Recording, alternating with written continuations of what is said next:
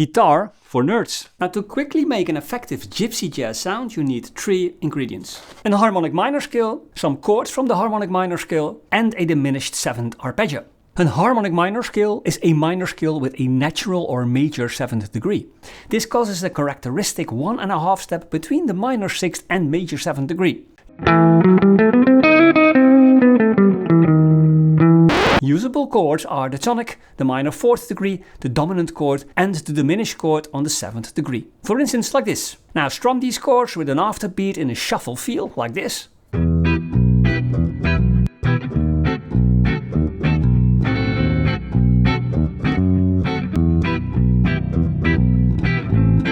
Then make a solo over the progression using chord tones, emphasize the major 7th, play scale runs, and add the diminished arpeggio of the 7th degree. And then bam, bam, bam, bam, bam. And then you got this.